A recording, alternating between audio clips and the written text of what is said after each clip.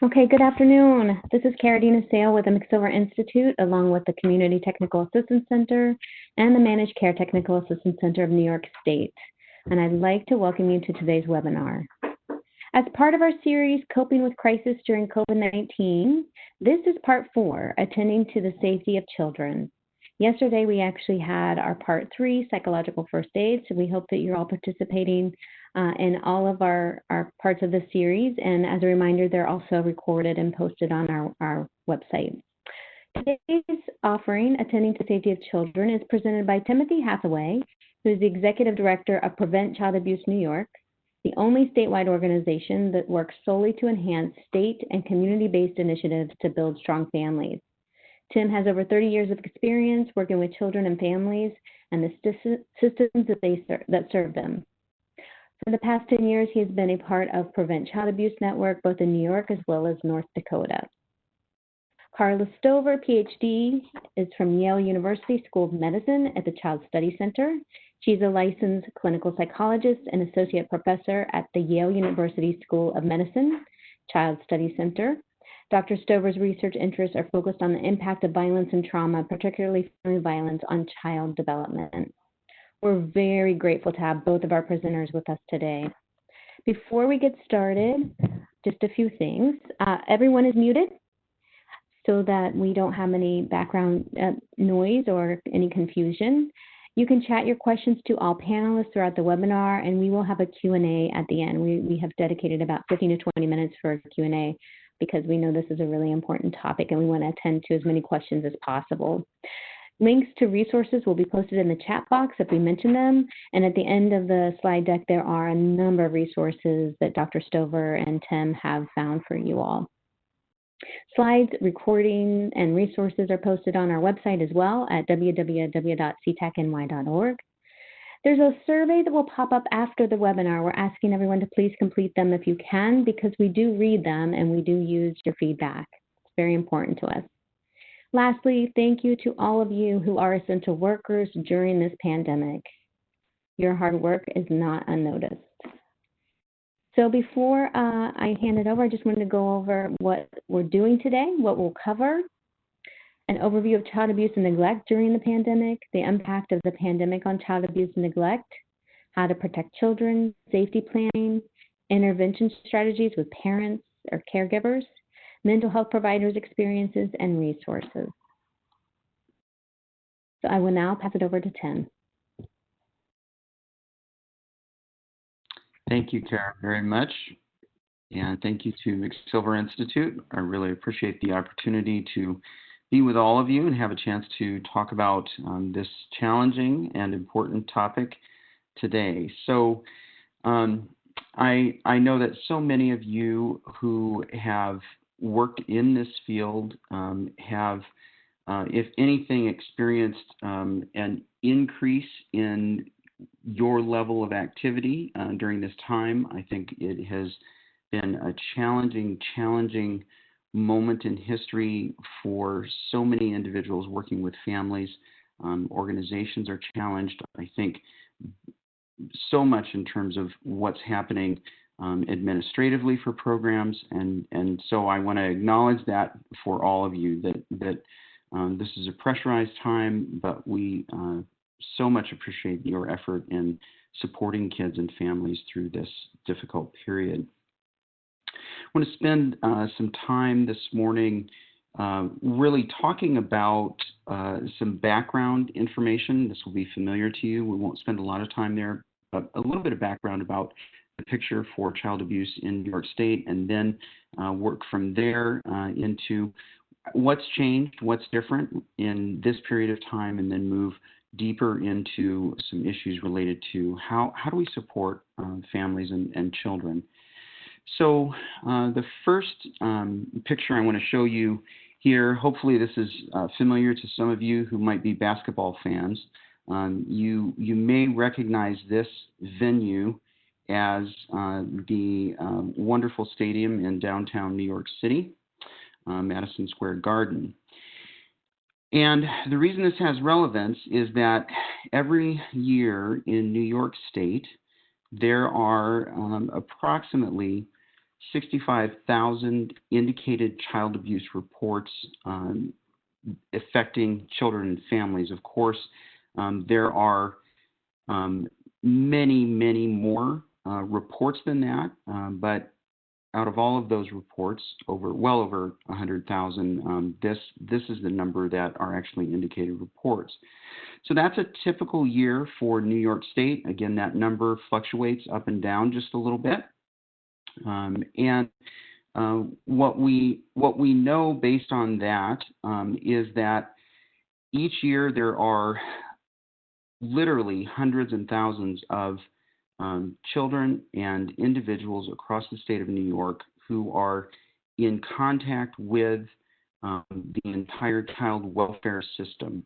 So the scope of what we're facing relative to emotional abuse, sexual abuse, physical abuse, and child neglect is enormous.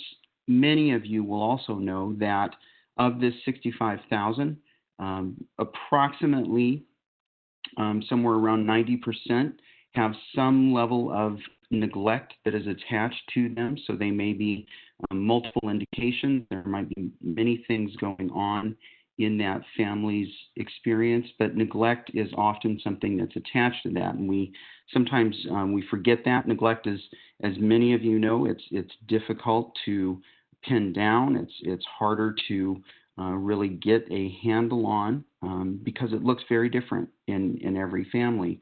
But we also know about neglect, the fact that neglect in many ways can be much more impactful in terms of developmental issues for young children because many times if it's emotional neglect, physical neglect, we're talking about issues that literally reach in and touch the developmental trajectory of children. And so while all neglect is harmful and creates trauma for children, this issue of neglect is one of those things that tends to be a little more long-lasting, a little more pervasive across the entire experience of the child. So certainly an impactful issue. We also know that what this means is that across the spectrum of abuse, roughly 1 in 4 children will experience some sort of abuse, neglect within their life, their early life. And so, again, it is something that's very pervasive.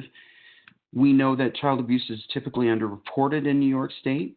Sexual abuse in particular is underreported, but typically we know that the numbers don't necessarily represent all of the impact that's being felt by children and families. And then I have one more number for you. And this number is always difficult. And 96 is roughly over the last 5 years, it's the 5-year average of the number of child deaths related to child abuse in New York State. And so that's a sobering thought that we have on average that number of children that are being killed through an act of abuse directly or through some sort of neglect. So that's a little bit about the scope of what's happening relative to abuse in New York State. There's a whole day's seminar there, so we're not going to spend a lot of time because we want to shift now and begin to think about what's the impact of our current status in the pandemic and the COVID situation. What has that meant for? What does that mean for us and for families in New York State? So there are a couple of headlines that you see in the box here. We know that kids are out of view of many of the people who typically would see something and say something about what they might think is happening in a child's life. And because of the lack of direct attention, we know that reports have dropped significantly. I'm not going to offer you a lot of statistics about this today, in part because we don't have a lot of clear statistics at the moment. So the state of New York, through the Office of Children and Family Services, has not released statistics, and that would be typical. They typically don't release statistics on a monthly basis, but they take a swath of time, typically annually. So we don't have anything clear from them. We know through anecdotal discussions with those folks that they've seen something like a 50% drop in what they may be experiencing in terms of child abuse reports. However, when you pivot and begin to look at counties and what's happening in counties, again, there's a picture that emerges based on where you live in the state, right? So some counties have seen a very, very significant drop. Other counties have not seen quite a significant drop. So unfortunately, we don't have a crystal clear picture about exactly how much of a change there is in child abuse reporting. We also don't know, and that's why the third element is here, and this is just one example, we don't know what some of the larger co-occurring issues are going to look like. So this one talks about divorce, that they anticipate there will be a rise in divorce, and some other countries actually have experienced a rise in divorce as the communities emerge from COVID experience. Divorce is an example. Domestic violence is another example. There are certainly a lot of mental health issues that we really don't fully understand the impact of what is happening with COVID at this point. When we look at, for instance, I'll just pull out the issue of domestic violence. When we look at domestic violence, we know that of the 65,000 indicated reports that we talked about earlier, somewhere around 45 to 50% of those child abuse cases will also have domestic violence issues lurking in the background related to those. So all of these issues that are connected certainly have the ability to change the numbers that we'll see. So I don't think that we'll have clarity on some of that until further down the line, but we know that we can expect increases. Part of the reason we know that is because the combination of risk factors it's almost like a perfect storm, right? So we know that one of the key ingredients for many families who are maltreating a child, that stress is one of the elements that really is a piece of that. And we know also that most families where there is maltreatment, it's not a family that wakes up and says, I'm going to hurt a kid today. It's a family whose stress level has been so decimated that their coping mechanisms are at zero, and so they lash out in violence. Now, it's not completely true. There are some people who certainly have an approach to their world where harming children is not a part of their barriers or their code. They're going to do that. But for most families, this combination of stress plus isolation, and we know isolation is a major factor in child maltreatment cases. And when we see those two things together, and they've been escalated through the roof in this crisis, we know that maltreatment is likely to follow in terms of its rise.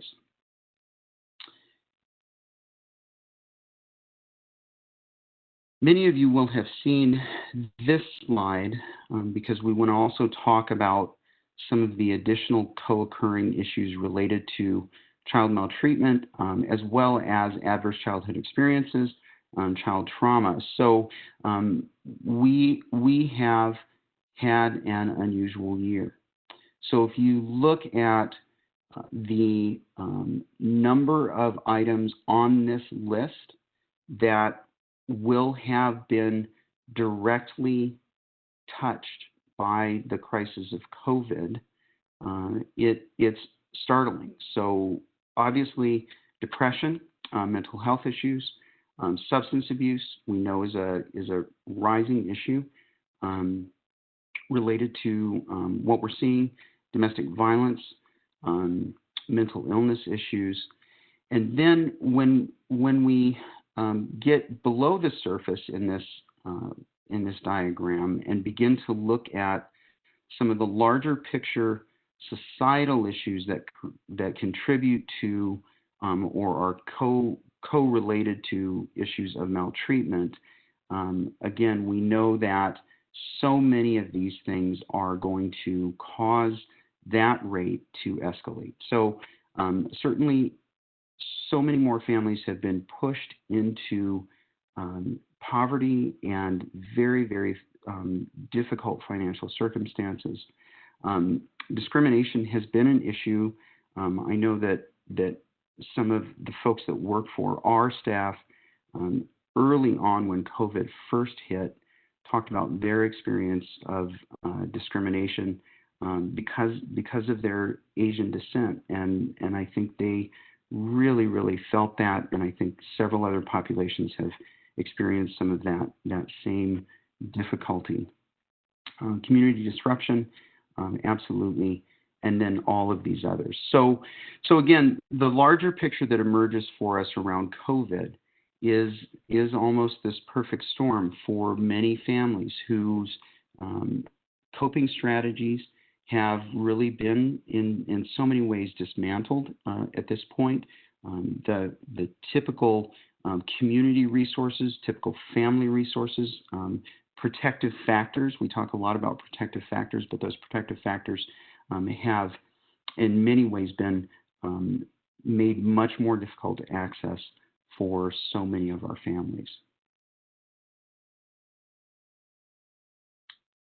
So if that was not depressing enough, let's try and lift your spirits a little bit. So it is very true that there are all sorts of challenges for children, for families, caregivers, and for you, certainly, in caring for children.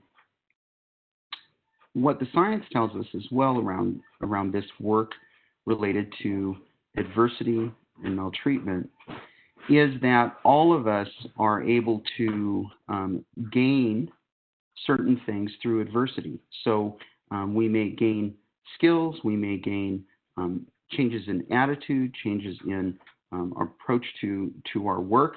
Carla, a little bit later, is going to go deeper into some of that. I look forward to that. But we know that through any adversity, there is potential for growth, for resilient growth. So one of the things that I think we always look to when we begin to ask is, as difficult as that experience was, what did we gain? What do we gain?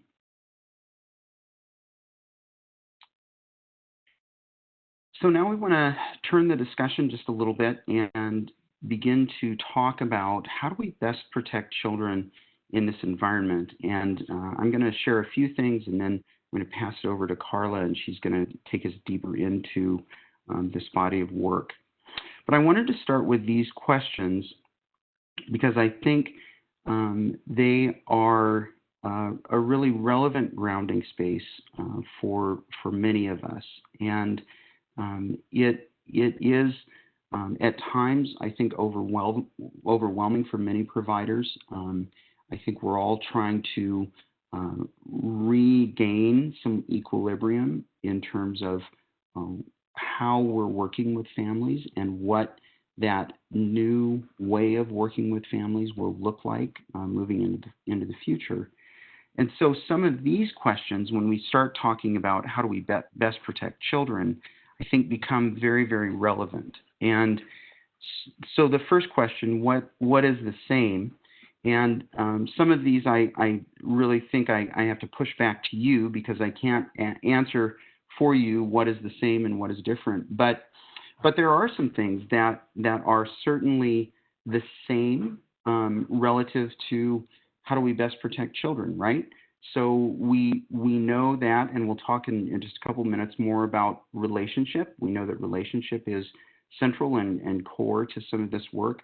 We know that strengthening families is still the answer. We've still got to work on and focus on strengthening family skills and abilities. And we know that it's going to be critical to connect families to community resources. What's different? And I think for each one of us, that's going to be a different response. So certainly many of you are experiencing telemed online coaching and therapy sessions that is a brand new thing. We do a lot of work with home visiting services for families, and home visitors are certainly experiencing a very, very different world in terms of trying to understand an online environment and how we do that work differently. There's certainly been a lot of work around trying to support people who have very specific mental health issues. So there's a number of things that are different in this environment, and I think as we move forward, there's bound to be more change, right? So at this moment, I think all of us are dealing with a very high level of ambiguity, which again is hard for us as providers. But I think that ambiguity is a piece of what we probably will live with over a period of time. And what have we gained? And I think this is one of those things that we will still be finding the answers for probably several years, I think. But we know that we have gained some very important things. And again, I'll pick on home visiting services. What the experience has been there is that families actually are much, much more comfortable in many ways in this online environment. And as strange as that sounds, for many of us, home visiting programs have actually experienced an easier time reaching families than they ever expected. And they know that many families really are able to build the sort of intimacy in this environment online that they never would have expected. We also know that there are some real challenges for families without online access, and this has been critically important, especially for kids in schools and those kind of things. But we also know that as we move forward and we continue to move forward, this issue of online access becomes more and more important. Long-range changes, again, we don't have those. And then how will the system change? I know that there's been a lot of discussion about the opportunity for the child welfare system at this moment in time when we really have seen that some important shifts need to happen. What sort of opportunities exist in terms of that large system? How do we shift it from what it was to maybe what we hope it might be, as well as all of the other systems that impact family wellness?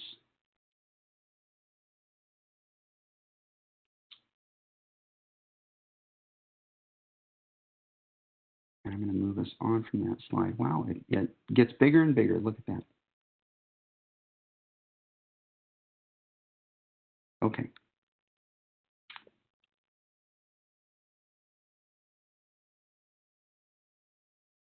I think I'm sorry. Bear with me for just a second. I'm going to back up. There we go. So let's talk about what works and what we know works. And so this slide really focuses on 4 key areas that we know are related to protective factors for families. The first one is increasing skills of parents. And So regardless of what our environment looks like, if we have contact with families, we have the opportunity to support growth of skills for families. And in terms of protecting children, and Carla's going to go deeper into some of this, so we're going to lightly brush this, and Carla will spend some more time on it. But we know that there are a lot of very specific skills that we can work with parents on in an online format, even if we have brief moments of time where we're face-to-face with those families as we move forward and begin to emerge from COVID. We'll begin to have more and more opportunity in this area. But again, those bedrock skills in terms of dealing with stress management, reducing social isolation, and I think, again, this has been one of the major challenges of this time. But I think as people who are helping families and working with families, this is an area where if we can help families have this discussion about how are they making contact, how are they finding sources of support, who do they reach out to when there are difficulties, those are important elements that we can help families continue to build even in this period of time.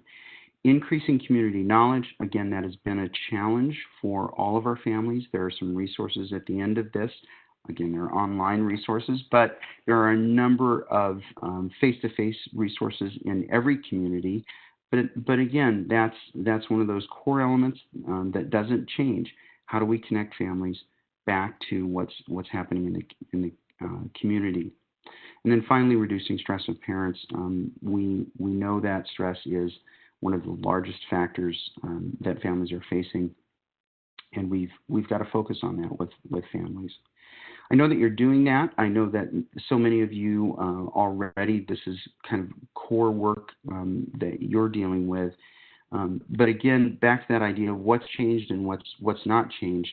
What really COVID hasn't changed at all is that these are the secrets of preventing child maltreatment, right? This is how we do the work. This is what remains central to the work. And then stepping back from those more individual strategies and working with families is this idea of trying to plan a little more effectively. And I think there are multiple levels of planning that are significant and relevant here. Strategies, certainly. We know that there are new strategies that have to be employed. Schools have to take new approaches. Certainly child welfare has to take some new approaches, but we know that we've got to make some shifts. Organizations, I think, are particularly challenged because many of the rules that did apply just don't make sense any longer. And so one of the things that we as organizations really have to begin to look to do is think about specific organizational strategies for approaching families that are relevant in the time of COVID. And again, I'll pick on home visiting programs. So many of those home visiting programs who had for literally decades said, you can't do this work unless you get into the family's home, are now saying, wait a minute, there's another way to do this work. So I encourage you to continue to have those discussions. I think some of those discussions are really difficult because they challenge some really closely held beliefs about how we do this work. But I encourage you to, as a person directly connected with families, to really speak to leadership, state agencies, local agencies, organizational leadership about what you know is different and how you can be a change agent for families and for systems. Partnerships are critical in this time. I think that they are more and more challenging on two levels. The stress that is being put on local agencies and on state and county agencies as well as on organizations. Our natural inclination is when things seem scarce, when resources feel like they're evaporating, our inclination is to clench tighter, right, and to hold on to what we have. And so I think a lot of organizations are experiencing this sense of fear and anxiety. A lot of counties I know are already, many of the counties in the western side of the state have already furloughed a lot of workers. A lot of child welfare workers have not been directly impacted by that, but a lot of family support workers have been. So as resources feel like they're getting scarce, this idea of reaching out to other organizations and finding ways to work more closely sometimes is a leap. It's a difficult thing. But again, I think it's critical, especially in terms of on the ground dealing with families, as organizations can figure out ways to better communicate and coordinate their services with families. I think we have a much better chance of, in this strange environment, we have a much better chance of being effective with families if we're closely collaborating and partnering. And then evaluation, and this is a tough one, right? Because it's been crisis mode for so many of you over the last several months. But how do we know that what we're doing and the new approaches that we're taking are working? And so we hope that, and we point folks to this idea of figuring out, even in the midst of building the airplane as you're flying it, trying to ensure that those evaluation elements are still in place and that people are doing what they can to really collect the sort of information that helps inform where we are at and what we learned during this period of time.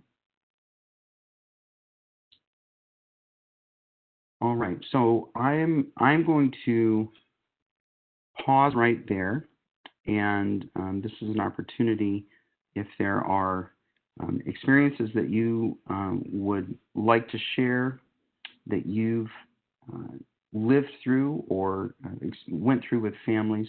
This is a chance just for a couple moments of feedback or questions.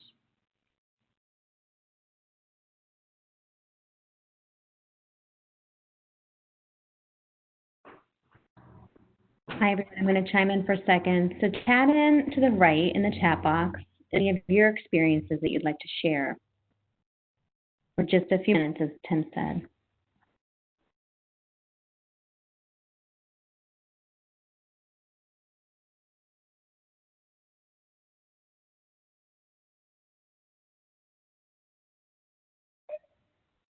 Okay, Yolanda has chimed in. Thank you. I've worked since the beginning of the pandemic with families that were overwhelmed with virus, psychological symptoms, and no care, unemployment, remote learning expectations, and stay-home order. These families did not have access to online programs, did not have the capacity to use programs or skills, and did not understand the language, Spanish speaking.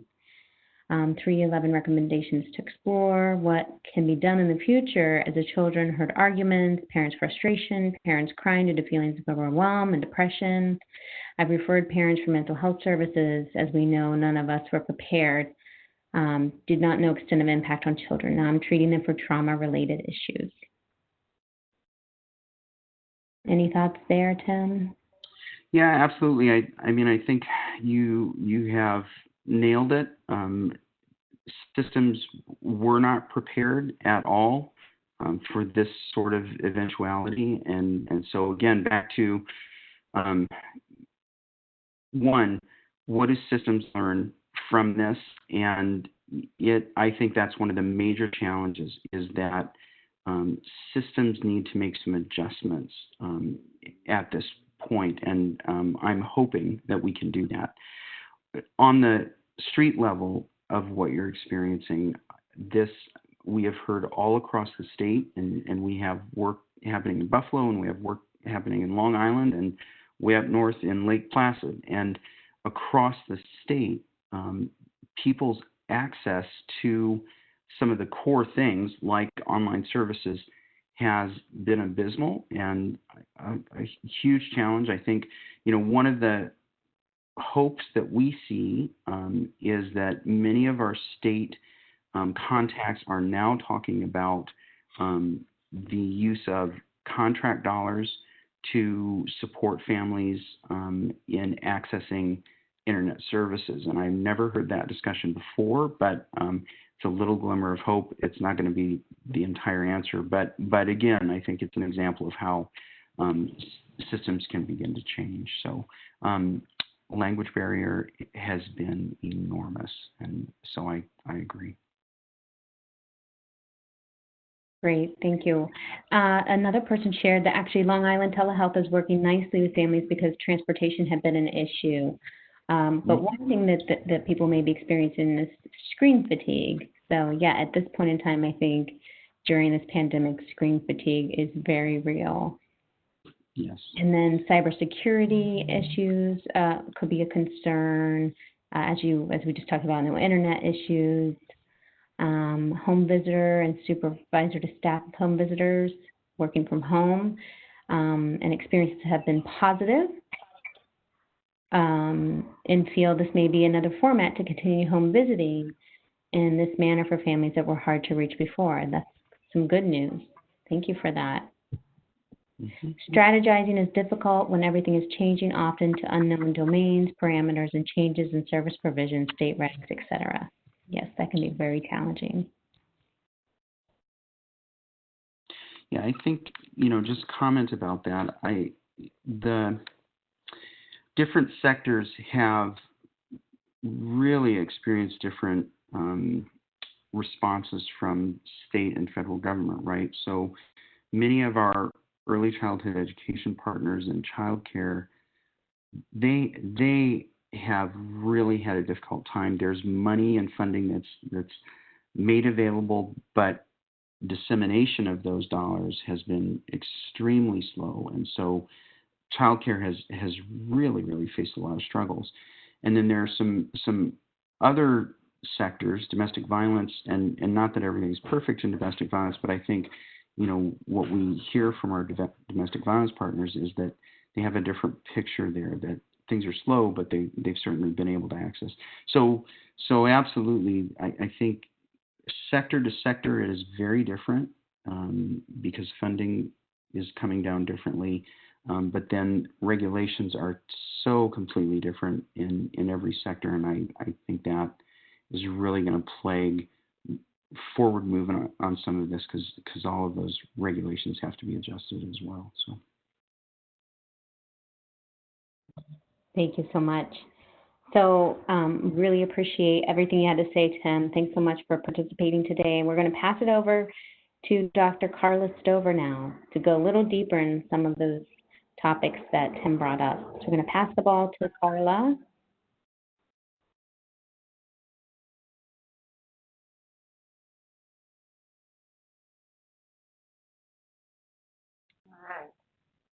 All right. Good afternoon, everybody. I'm really pleased to be here with you. And as was said in the introduction, I'm a clinical psychologist, and my career has been working with children and families impacted by domestic violence, child maltreatment, and other kinds of trauma.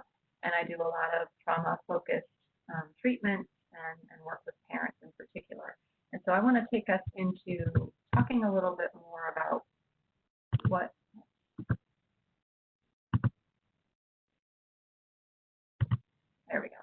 talking about safety first and how we might safety plan. And I want to say, first of all, that a lot of the things I'm going to share today, I don't think they're not groundbreaking, they're not brand new ideas, they're really things that you probably already know and you may already be using in your work. Sometimes it's helpful to have someone outside just remind us of everything we already know, all the skills we already have in our toolbox, because we're working in, as everybody said, unprecedented circumstances. We weren't prepared for this. We had no idea how work was going to be. If somebody had said to me 4 months ago what I was going to be doing in June of 2020, I would have laughed and said, oh, that's ridiculous. There's no way that that's going to be what my work life is going to be. But here we are, right, working by telehealth, doing things in very unusual ways. So a lot of the things I'm going to talk about, I think, are skills that you may already have, but I want us to be thinking about how are we using them during this time of COVID, during the stay-at-home orders,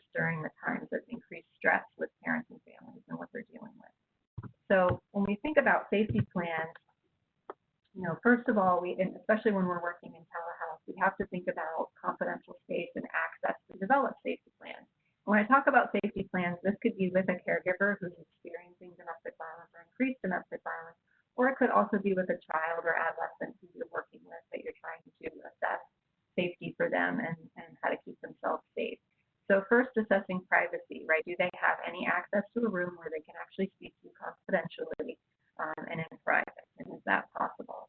And where could that be, right? It could be a bathroom, a closet, a garage, their yard, taking a walk with a headset on, putting in earbuds. So when you're trying to talk with parents, can parents put in earbuds so they can talk with you, they can hear you, maybe the children can't hear. I've been doing therapy with a client in her bathroom. So where can she get some private space, or the child get some private space to speak to you? You always want to ask if this is a good time to talk, right? And develop some sort of safety signal or safe word that a client can or family can say to you to let you know that this is not a good time, and I can't talk now.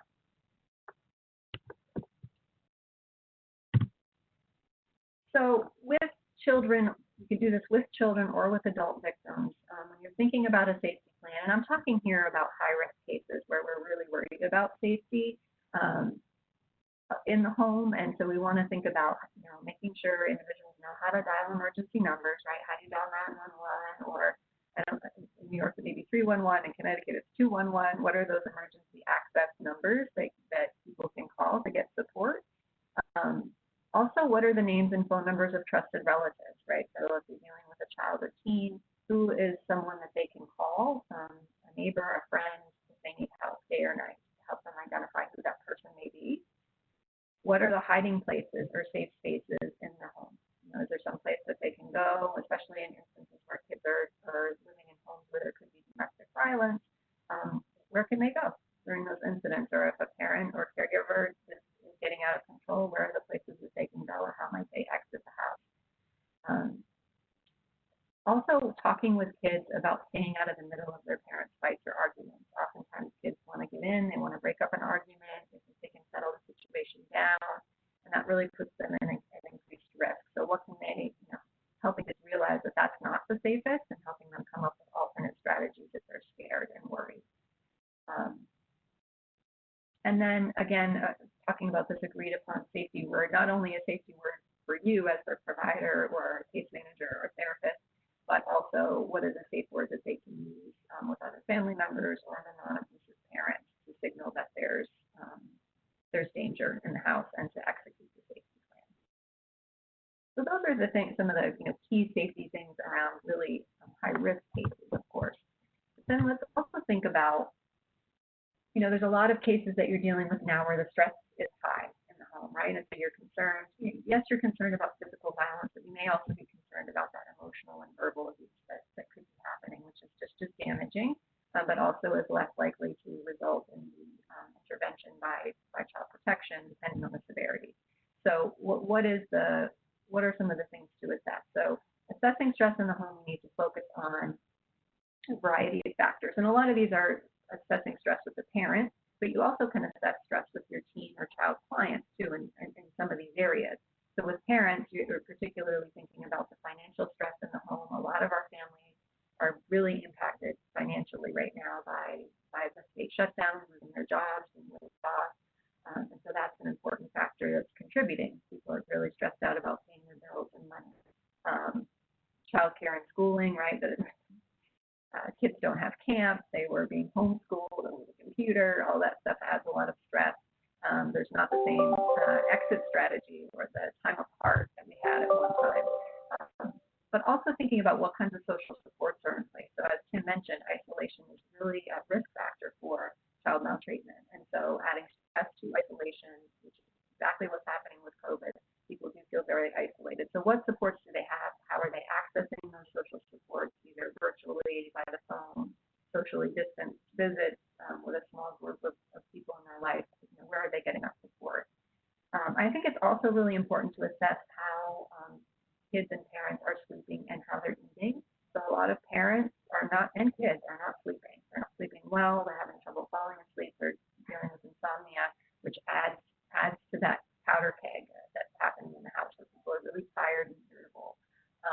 They may be overeating, not eating healthfully, drinking more than usual. All these things contribute to not feeling well, and that powder keg that I mentioned. Assessing what are people's moods like in the house, how are parents' moods, are parents feeling depressed, are they feeling anxious, do they feel really irritable and angry? Same with kids and teens. And how about how's everyone getting along in the house? Just assessing broadly with open-ended questions, how are folks getting along during this time? And how are they, and what are they already doing to relieve stress? So you can assess what are they already doing, and then what strategies can you help them build on to try to bring the temperature down in the house. So my opinion, and Kim alluded to this too, that intervention strategies with parents and intervening with parents is one of the key ways, one of the best ways we can keep kids safe. There's interventions you can do with kids to try to help protect them, but really broadly, the most effective way we can keep kids safe is to help their parents relieve stress, help their parents cope better in these stressful times, and to help them connect with the supports and services that they need to be the best parents they can. So we're going to talk some about that. And I know this is something that many of you already know, but I want to touch briefly on this because it's really important to how people are managing during the time of COVID and during this really high stress community environment that we're all in. And so it's not just with our clients, it's the families we serve, but we also are dealing with high stress situations too. So I think it's helpful for us to think about it on all levels. But our stress response, everybody universally has a fight or flight response. I'm sure you've heard of this. The fight or flight response in your body. And when something stressful happens, stress triggers this response, this natural response in our body. The fight, flight, or freeze, right? So fight, you're preparing to fight, take action against whatever's happening. You're fleeing to get out of there and get away from the stress, or if it's completely overwhelming, you're frozen and it's actually really hard to make decisions or to do anything. And of course, we have this natural response to stress, and stress is on a continuum. So things from, I'm giving this webinar to hundreds of people and I'm nervous and my stress response kicks in, to a very traumatic event that really triggers the far end of that stress response. But it's all similar. It's on a continuum. So this just shows what happens in the body, which I'm not going to spend a lot of time on, but basically, your brain, your amygdala, reacts to the stress. It triggers, your sympathetic nervous system, which pumps out stress hormones and cortisol and adrenaline and gets you prepared to take action or to do something. And it also causes all these things over here in your body, right? Dry mouth, fast breathing, your heart starts pounding, you get tense muscles, and you're prepared to take some kind of action. Someone said my volume is not good. Is that accurate? I'm going to try putting in my headset.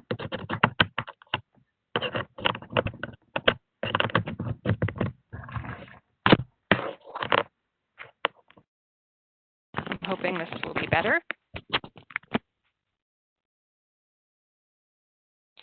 Okay. Can people still hear me, I hope? Yes, good. Okay. All right. So the stress reactivity continuum is, as I mentioned, there's this green zone where everything's okay. You're like a super performer. You're really relaxed and, your heart rate is down, you're feeling calm, and you are creative. You're doing your best work. You're receptive. You can get a lot done. As you move through, we have our normal everyday stress, and then as we get further on this continuum, we have what we call survival struggle, which is what many of us are in right now, is this survival struggle. Like we're just trying to get through, right? Trying to get through this really stressful time. And what happens is you end up being in that fight or flight response all the time, where you're never calming and settling down, which is what causes the difficulty sleeping and the irritability. But it also can cause aggression. You can't concentrate. You have difficulty getting your work done, making decisions, and you really can have poor communication within your family because you can't communicate well. So as I mentioned, stress response impacts parents in these ways, and it impacts the way they think, so their ability to think clearly and make decisions, how they perceive the actions of others in the family, like their spouse, their partner, their children. So it brings a lot around more negative ways of thinking. It impacts the way we feel, right? So people feeling anxious, depressed, angry, or numbing out their feelings and just withdrawing, which is the behavior that comes along with that. So people can withdraw, and that can cause neglect, right? Parents not taking care of kids, or we can have the opposite, which is the aggressive, irritable response, which can cause you to be more reactive to your kids or to situations that you would be normally. So these are some of the things that are happening to the parents and the families we work with. And we think about the neurobiology of our emotion regulation, which again, I'm not going to spend a lot of time on, but we all have these three parts of our brain. We have the red part, the survival brain, which is down here. That's the animal brain, right? The lizard brain, as they often call it. And that just helps our body function. It keeps our normal, our heart pumping and all of the things to keep us alive. And then we have the green part of the brain, which is the emotional brain. And that's, where we have our emotions and our experience our feelings. And then the blue part of our brain, which is up here at the top, that's what makes us human and makes us, at the top of the food chain. That's where we think, we make decisions, where inventions happen and we create and all of that sort of stuff. That's our cortex. And so that's the part of the brain that has to be functioning for us to think clearly and to make good decisions and to be able to react in ways that are helpful and healthy. When our fight or flight response is turned on, these top parts of our brains are shut off, and we're really just functioning in the survival brain. We're in the survival mode. So we're not experiencing emotions clearly, and we're also not thinking clearly. And that's important because, right, as I mentioned, you're making irrational decisions, you're not thinking clearly, you're not making good decisions, you're not understanding people's intentions as well, you're reactive, and you can have a lot of either blunting of emotions where you just shut down completely, or exaggerated emotions where you're very reactive and have increased anxiety, sadness, or anger.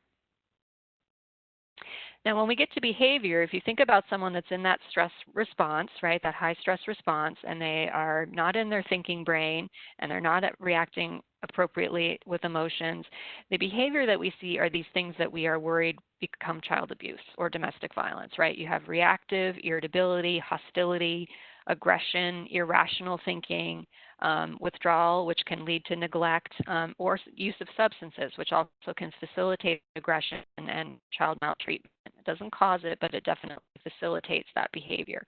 And so all of these things are really worrisome, and we want to try to help parents manage this behavior to prevent child abuse incidents and domestic violence incidents during this time. So let's think about a case to try to bring this alive a little bit, because we all work with kids and families, and that's what helps us. So if we think about, and this is a real case, so I'm going to tell you about two cases today, and these are both real cases that I've been involved with. So there's a 9-year-old girl who reports to her therapist that her mother has been increasingly reactive. So this is during COVID, during telehealth sessions that she's having with this client that she started working with before COVID and is now continuing to work with. So she's yelling, the mother's yelling at small things and putting her down, and she's punishing her all the time. So she feels like her mom's always mad at her. She's always putting her in her room. She's always really reactive to anything the child does. And so the little girl's anxiety and depression has increased during the stay-at-home orders and the social distancing and being home from school. So the therapist is concerned about this because this is different than the mom's typical behavior. This mom is stressed on a good day, but now she's definitely, these are behaviors that are beyond what's been normal. So the therapist sets up a session with the mother and assesses the mom's stress level. And she does that in order to understand what's going on for mom. She learns that mom is really under high levels of continuous stress. They're very worried about money and the impact on the family in terms of the mom's layoff. And she's under stress because she's at home with, 3 children, 2 which are developmentally delayed, and she just can't get any time to herself, and she's very stressed. She's not sleeping well, and she has a high level of anxiety. So what the therapist does is she engages the mother in planning coping and stress reduction strategies. So she talks through what the stress is. She helps her develop some coping strategies and ways that she can reduce tension and yelling in the house with the kids. And so she does direct intervention with the mom in this instance to try to alleviate the stress in the house and reduce the likelihood of more significant child maltreatment.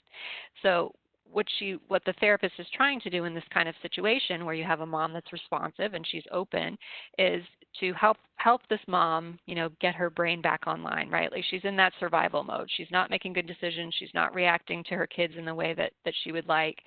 And so how are we going to get these top parts of her brain back online and get that stress level down?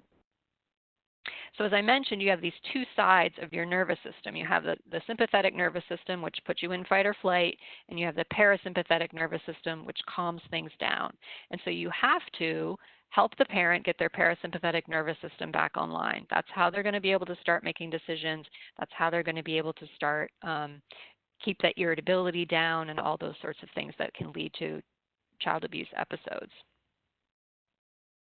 So we want to get the heart rate down, we want to relax the muscles and increase brain oxygen to the brain and other parts of the body.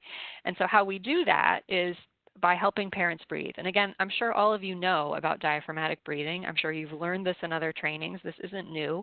But this is really a time where I am doing this with all of the families I work with. I'm reminding them of this skill, or I'm teaching it to them for the first time, because all of us can really benefit from practicing getting our relaxation side of our nervous system back online.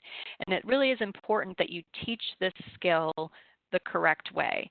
So you don't want to tell people to take some deep breaths. You want to really take the time to show them how to do the breathing. And that involves breathing in through the nose, holding the breath for several seconds, and then breathing out through the mouth longer than they breathe in.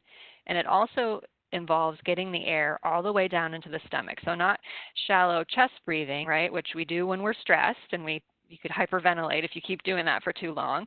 But you have to breathe in through your nose for maybe a count of 4, pause for and hold for a count of 4, and breathe out for maybe a count of 6. So you breathe in, hold, with the air getting all the way down into the stomach. And all of us right now, I would encourage you to take a couple of nice breaths just to relax, because we all need it right now during this stressful time. But this is just a reminder for all of us to be teaching this to the families we serve and bringing this back into practice heavily. So how does this relaxing help? It brings thinking brain back online, as I said. It makes us feel in control of our physical body again, because when we're in fight or flight, we don't feel in control of our physical body. We feel tense, we feel agitated. And it also can help us get control of our emotions and our reactions, because we're just reacting when we're in that fight or flight brain. And as I mentioned, our thinking is impacted. So another strategy that you can use with parents is to go the thinking route. So breathing or other relaxation strategies, mindfulness techniques, grounding techniques, any of those that you are familiar with can help parents with the physical reactivity, right? The physical aspect of that fight or flight response. You can also intervene related to thinking, right? So parents can have distorted thinking about the intentions of their partner, intentions of their children. They can have a lot of self-blame around a situation. They can have a changed worldview, right? Everything is terrible. Nothing's ever going to be the same. The world is a terrifying place, which for many right now, it does feel that way. And there's this sense of hopelessness that comes over. So I know many of you are also familiar with the cognitive triangle, but this is the time to really think about how to bring that out and help parents use it to have a more positive way of thinking, right? Rather than having a negative response to everything or a negative way of thinking about their children in particular, or their partners, what are some positive self-talk that they can have, right? So if they get up in the morning and they come out and the kids are making all sorts of noise and they've left a mess in the kitchen and they're thinking to themselves, oh, these kids are just out of control. They don't care about anything. They're just making my life more difficult. Then they're going to feel angry, right? And they're likely going to have an action that is yelling at the kids or worse, hitting and using physical kinds of punishment. But instead, if they can try to think something positive to themselves, and this is something that they would need to practice right ahead of time, put these positive thoughts in your head. Think of a few that you're going to bring out at those times that you're agitated. So you come out, the kitchen's a mess, and the kids are yelling and screaming. Instead of thinking, these kids are just trying to make my life more difficult, they don't care about anything, thinking, oh, they're kids, the kids, and they're really stressed right now during stay at home too. And trying to just shift that negativity to something a little bit more positive. And then you might feel, maybe not angry, but a little more concerned that maybe the kids don't have enough structure, or they need to get outside and do something today. And so then you might plan to get the kids outside.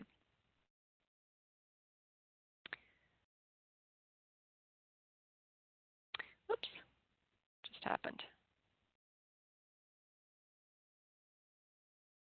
There we go. Okay, so when we think about how behavior is impacted, that's the third thing, right, that I said. I said that your physical body, your thinking, and now your behavior.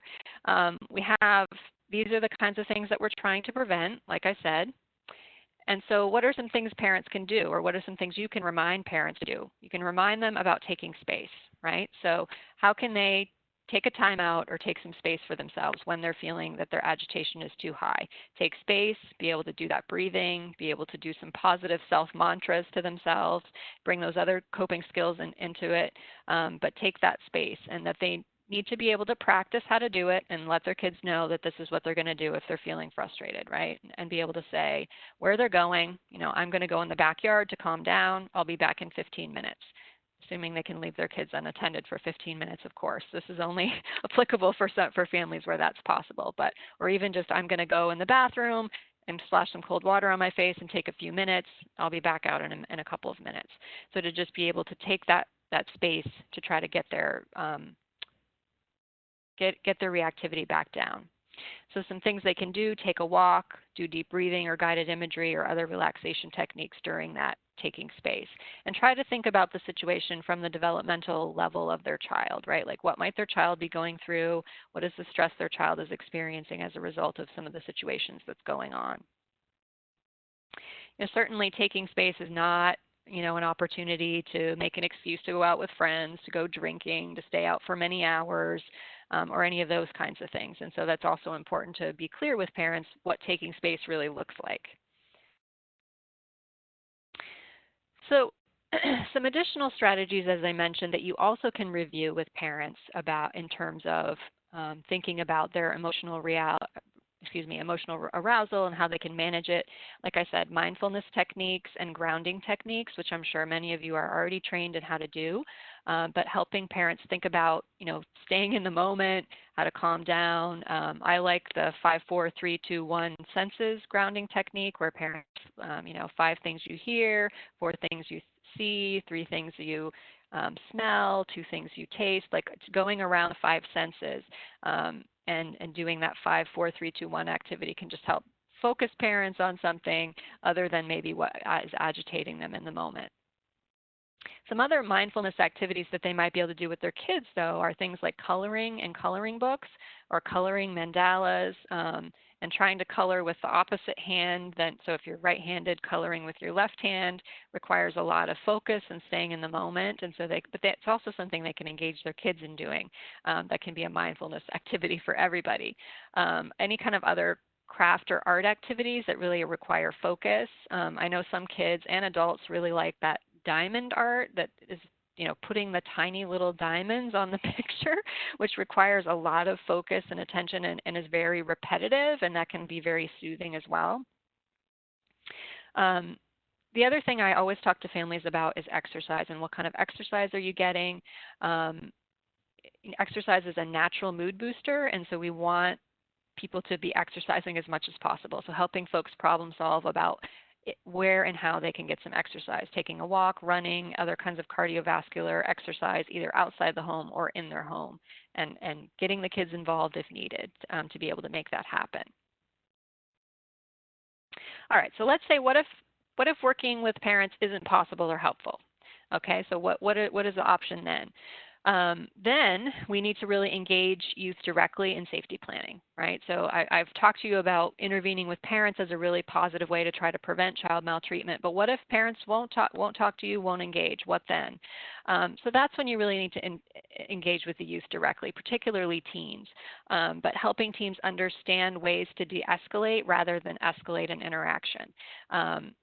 So some of the ways we talk about, and this is not to say that any child or adult, anyone deserves abuse, but how can they keep the temperature down in the house themselves. So teens often tend to be reactive too. If somebody yells at them, they want to yell right back, and that just keeps things going up and explodes the situation rather than escalate, bringing it down.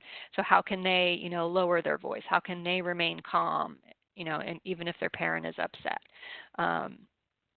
What coping strategies can they use to combat verbal or physical abuse that they may be experiencing, which could be something like using positive self-talk. So mantras that they say to themselves. So if someone's saying, negative and harsh things to them, what are some things they can say to themselves that are positive? Now, I am a good person. I'm really good at playing basketball, or I'm really good at whatever it is that they're good at, that they're proud of, that at those times they can be saying those things to themselves. Who are the other supportive people in their lives that they can talk to? Who are those other support people that they might reach out to when they need some kind words or some other support? A grandparent, an uncle, or friends, or teachers, or anyone. And really trying to focus on their strengths to combat those negative messages. And of course, helping them thinking about how to remove themselves from the situation. So if you come in and you see that your mom or your dad or caregiver is really, really agitated and in a bad mood, where can you go in the house that's quiet? Can you go in the backyard? Can you go in your room? Can you go in the bathroom and take a shower? Like, how can you extract yourself from that situation until it calms down a bit? So in thinking about this as a case example, you might think about, so Kim was a case that we've been working with. She's 15 years old, and she's been engaged in trauma-focused CBT due to post-traumatic stress disorder that she has related to, she was involved in cyber grooming on the internet through Instagram, and then sexual abuse virtually online from a predator. Several years ago, and she didn't get treatment right away, and she now has pretty significant PTSD symptoms. And she had been participating in TFCBT, and her mom really wanted her to get treatment. She understood she had PTSD, but she was always a little bit uncertain about participating in the parent parallel sessions that we usually have. She would do it, but she was pretty hesitant to participate. The mother had her own sexual abuse history, and so I think that it was very hard for her. But we had to switch to telehealth in the midst of the beginning phases of the treatment, actually. And she basically, following the switch to telehealth and stay at home, the mother was increasingly stressed and due to financial difficulties. And the clinician was hearing from the teen that the mom was becoming verbally abusive to Kim, was blaming her for her abuse, blaming her for the cyber attacks and PTSD symptoms, and putting her down quite regularly. And so the clinician was trying very hard to reach out to the parent, was trying to set up an individual session for her, and the mother would not return calls and was not calling back to set up those individual sessions with the mother. So in that instance, in that case, the clinician really worked with Kim because that's who she had available to her. And so the mother was doing some harmful and hurtful things verbally, and so she had direct discussions of how could Kim keep herself safe from her mom's verbal attacks. How could she disengage? Where could she go in the house? She also provided psychoeducation and processing with Kim about, who's at fault during sexual abuse, which is part of TFCBT, but it was really a part of a discussion related to these attacks from her mom. And also some psychoeducation about trauma symptoms and normalizing her symptoms in the context of what she experienced. So her mom had been blaming her for those things, and so really educating her on, what is a normal PTSD symptom, and of course she's having those in response to what happened to her. Also planned for some positive self-talk messages that Kim could say to herself. Kim was a really good artist, and she really enjoyed art. And so when she was feeling distressed about things her mom would say, she would focus on her art and look through her sketchbook and focus on what a good artist she is. She would also, do some journaling and write in her journal. She would outreach to her grandmother and talk to her grandmother on the phone, or also arrange to go stay at her grandmother's if things were really at an escalated level. And she also had several friends that knew about her sexual abuse history and knew about her family situation that she felt she could reach out to talk to at those times. So those were the safety plans that we put in place for Kim.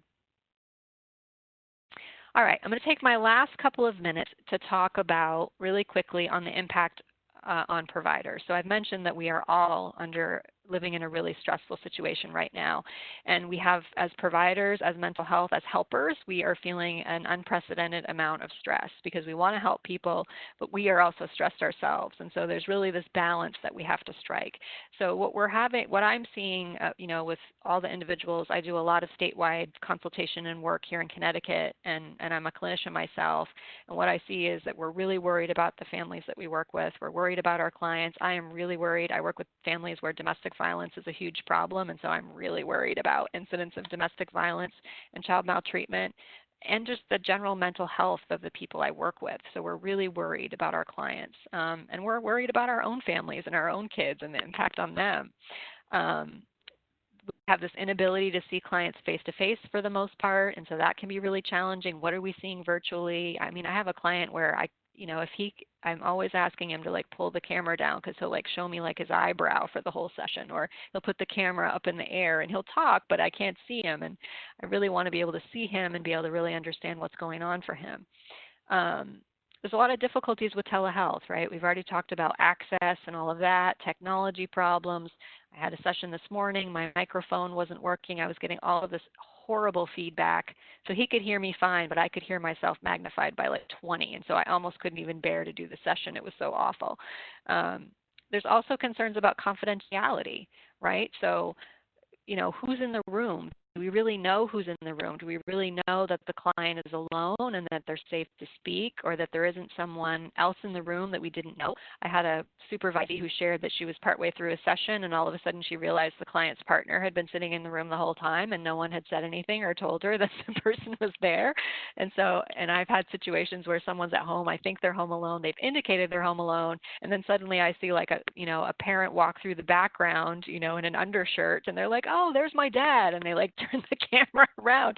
They're not alone, so this is a problem that we're all dealing with. So we have to be extra cautious and do the best we can.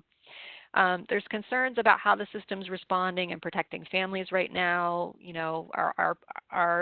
Is child protection going out? Are they, how are they protecting families?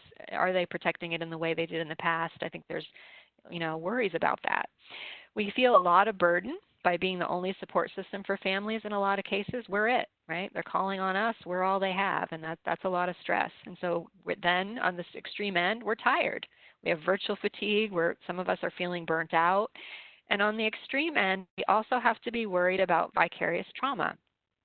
So vicarious trauma, I'm sure you've probably had some training on this in the past, but just as a reminder, this is really an experience where there is, you're feeling emotional fatigue, you're feeling anxious, sad, irritable, angry, on edge. It's all the kinds of symptoms that I talked about related to that high stress response, that you're living in that stress response. You really don't feel, the same way about your work. It's hard for you to concentrate on your work. You may be isolating or avoiding sessions if you, because you just can't manage dealing with a family at a particular time, or you're having a lot of trouble sleeping yourself, you're struggling to concentrate, struggling to make decisions in your personal life or related to work. You can have physical symptoms like headaches, stomach aches, exhaustion, and also just having a negative view about your work and whether you're able to help or if you're doing any good. All of those things are part of vicarious trauma. So how are we taking care of ourselves? And I had wanted to leave more time for this, and I'm sorry that I didn't, but I will say what I can in the minute or so I have. You really want to take care of yourself now. So I'm telling you about how to help parents cope and use self-care. We have to use those same things for ourselves. So as I mentioned, those breathing techniques, we need to use those. We need to use relaxation strategies. We need to take space for ourselves. We need to build in screen breaks and stretches, get up, stretch, roll your shoulders back, do those kinds of simple things to try to help break up that tension.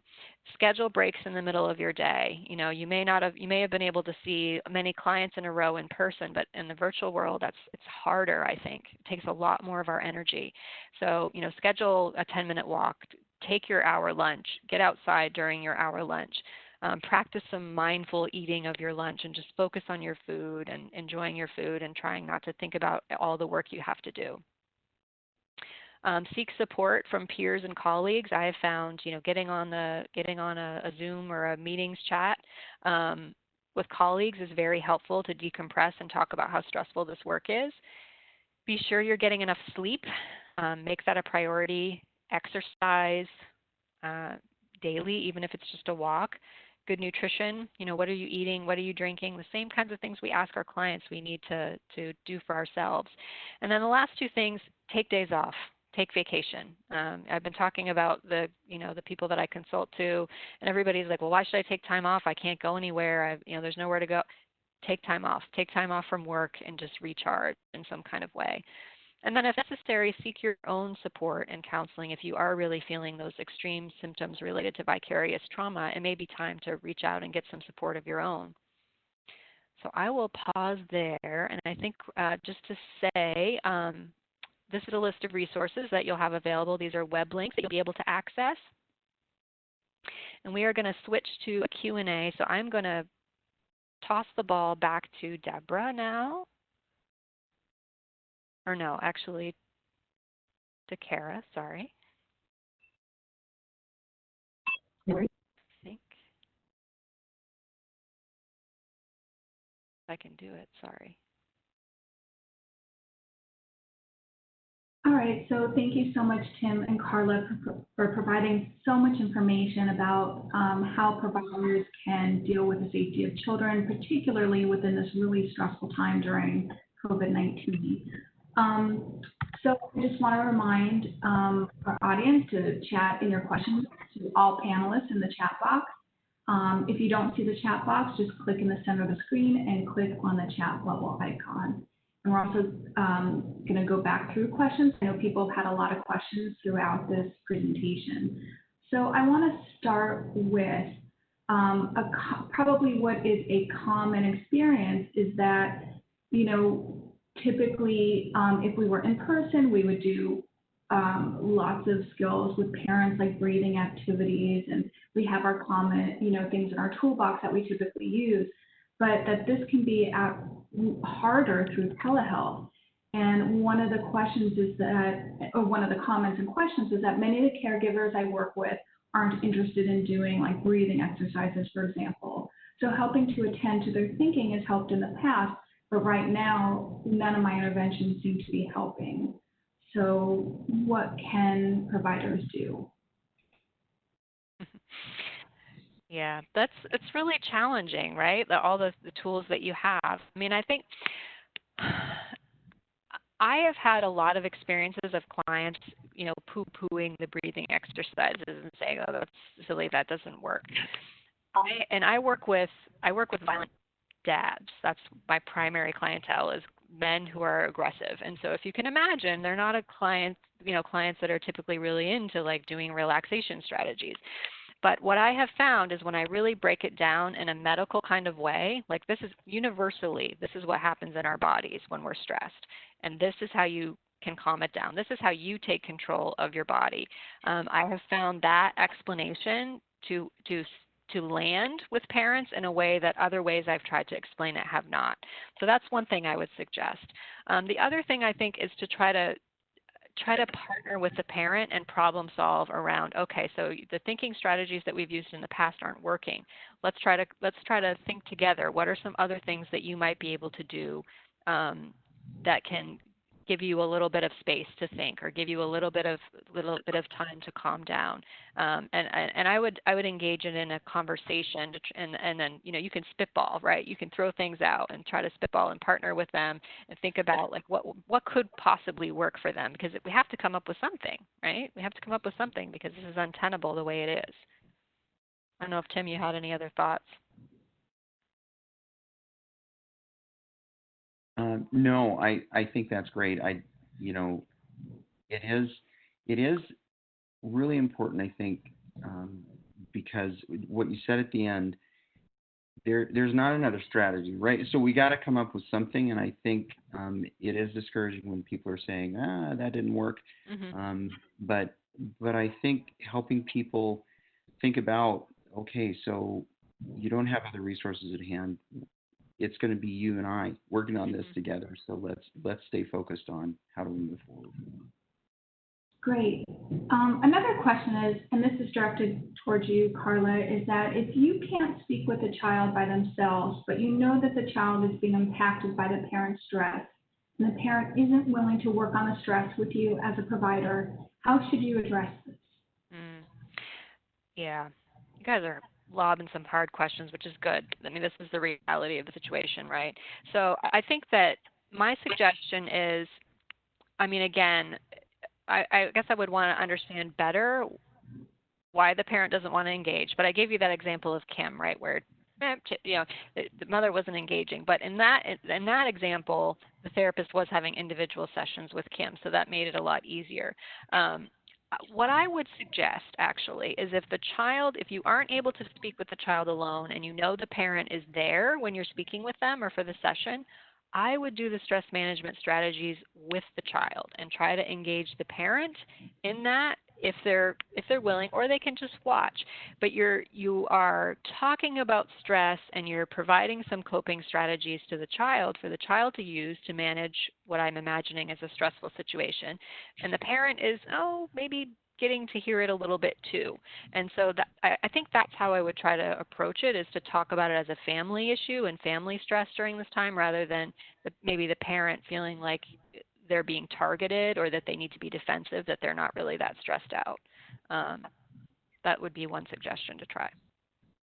Great. We did talk about vicarious trauma, and I think what's challenging during this time is that mental health providers are sometimes going through what clients are experiencing with the uncertainty of the pandemic and all this ambiguity. And what can make it even worse is that sometimes the systems in which the providers are encapsulated in are not providing expectations that are realistic. So the question is, what can we do about this parallel experience? I know that's a very hard question. So the question is about that the agency is not providing realistic expectations. Yeah.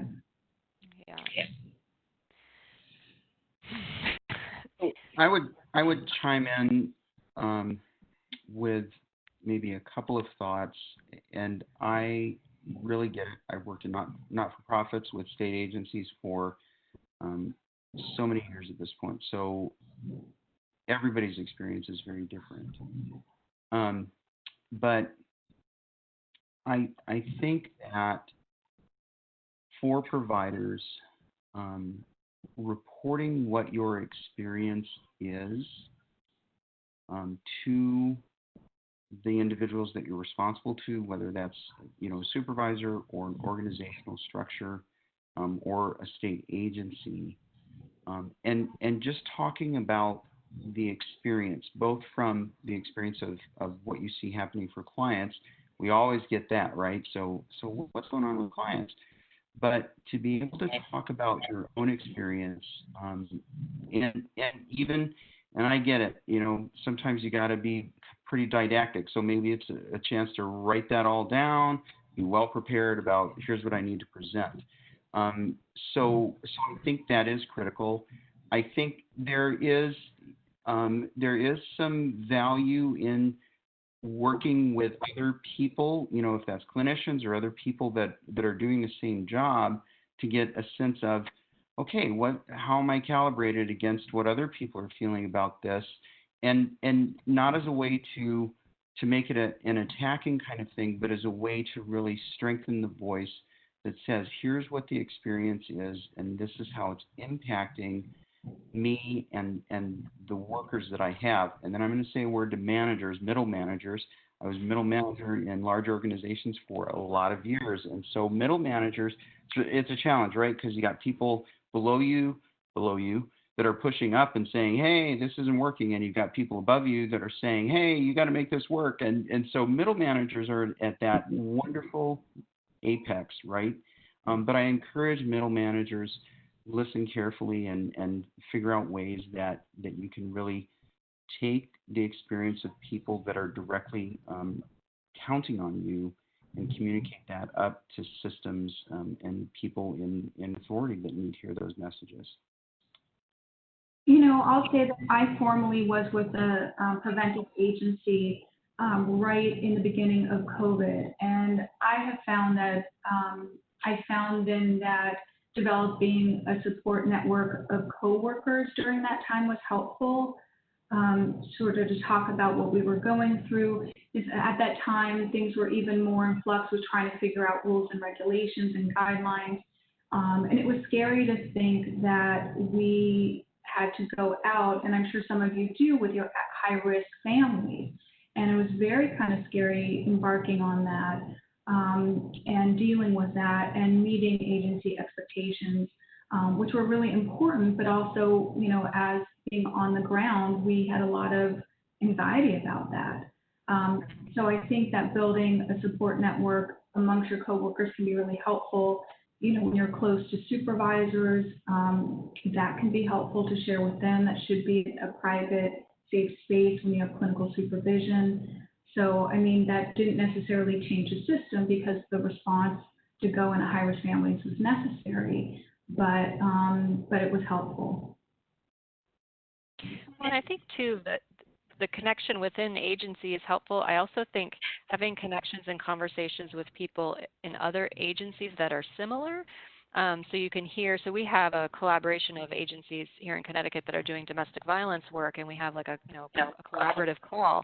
And hearing the clinicians being able to hear what the other providers are doing and how they're managing and the kinds of experiences they have was very helpful for them to think of some solutions or some suggestions to bring back to their own agency maybe they could meet the same goals but do it slightly differently. And so that I think that can be really helpful to talk to other agencies and what they're doing too. That sounds like a great suggestion as well. Thank you. I'm trying to see if we have time for more questions. We have 3 minutes left, but I want to make sure that we get to our resources and the events that we have coming up. So I think we could do one more question. There was one about the increase of rates. I think yes, I can ask that quickly. That sounds good. The question was whether there's been an increase or decrease in child abuse since the pandemic. I could just say, and then Carla and Tim, if you want to chime in, is that I know that recently ACS in New York said that there was a 25% drop in reported cases of child abuse and neglect. But we know that that can be because children are not in front of mandated reporters in schools, so there's going to be a drop. But we also know that, as Tim pointed out, and that there's inherent stressors that are going on due to COVID-19 that are absolutely increasing child abuse and neglect, though those cases may not be reported. So I think it's difficult. Yeah, and I think the number of reports has dropped significantly, and you know, I've heard statements from state officials saying, you know, the drop is something akin to what we would experience typically during summer break, right? Because kids aren't in school, and so teachers aren't seeing them. And I've heard statements from state officials saying that the drop is 50%. So the number of reports has been halved. So we're down that much. Counties have very different experiences too. So some counties are saying, you know, we haven't seen a major drop, and other counties are saying, man, it's incredible. We're dropped by 50%. So it's all over the board. I don't really think we're going to exactly know the answer to that specific question. Has abuse increased until we are actually well past this crisis moment? Yeah, in Connecticut, we've seen significant reductions in calls to the hotline, the Child Protection Hotline, but there's been a significant increase in calls to the Domestic Violence Hotline. And the calls that are coming in are more likely to be youth calling to make reports for themselves. Well, great. Thank you for all of those wonderful questions and the responses. And let's turn to resources in the time that we have. And then, Kara, if you can present the events that we have coming up. Definitely. I'm just trying to chat in some resources. I'm so glad, Carla, that you put up the ACES connection. I'm reposting that link right now. I didn't put it correctly, so sorry about that. But this ACES Connection is a fantastic resource, especially if you go to their blog. There are many different posts by members around important topics, and Carlos had said that Love in the Time of Coronavirus, Hope-Informed Thoughts for Parents is one of the blogs that could be really helpful, one of the blog entries. And there's just so much content in there. I reference it all the time, and I think as a provider, it's a great place to tap into, especially anything related to ACEs and trauma experiences, as well as NCTSN. So nctsn.org is a fantastic, I'm going to chat that in. And again, these slides will be available in a few days along with the recording, so you should be able to click the links on the slides. Or at least be able to, go onto the links in some way.